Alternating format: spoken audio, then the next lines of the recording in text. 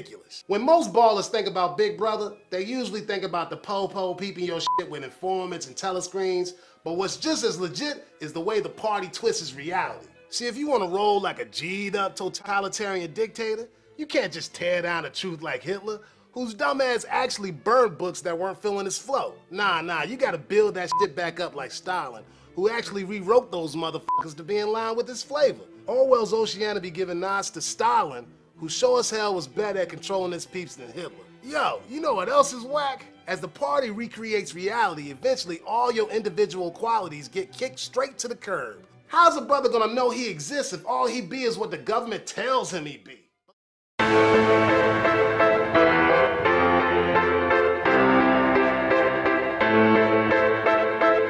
2028 was something that had to happen because unfortunately it seems to be that we people only tend to behave well when we know that we are controlled.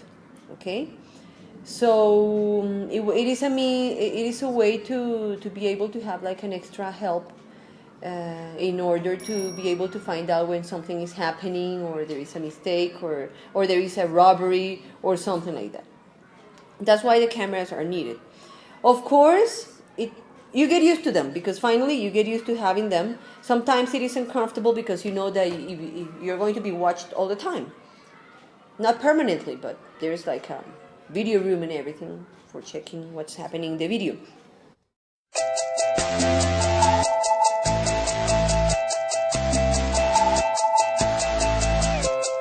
About the hand punch.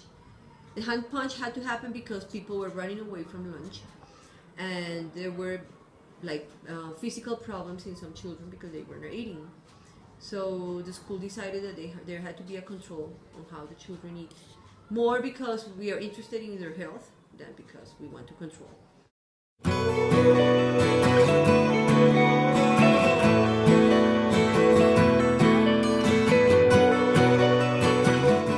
Receive the information that you have to receive. We are very careful with the kind of information that we share with you. We are very careful with the private information. Whatever is shared in the meetings, it stays there. That's the idea.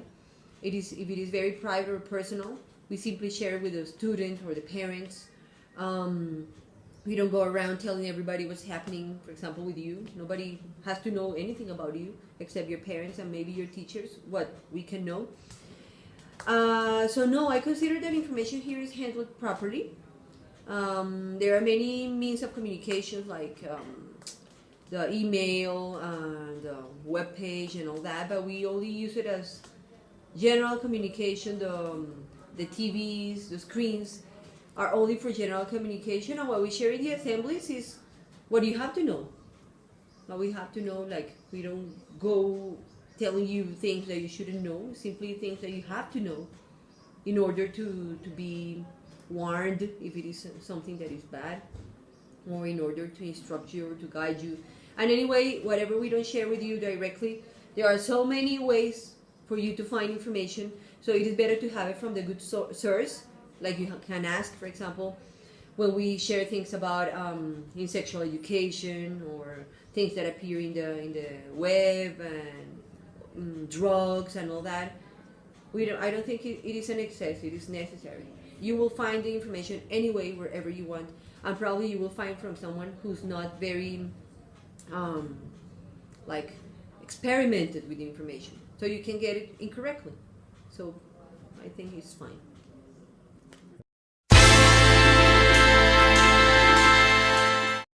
Everything that is done in an educational institution is for the benefit of the student.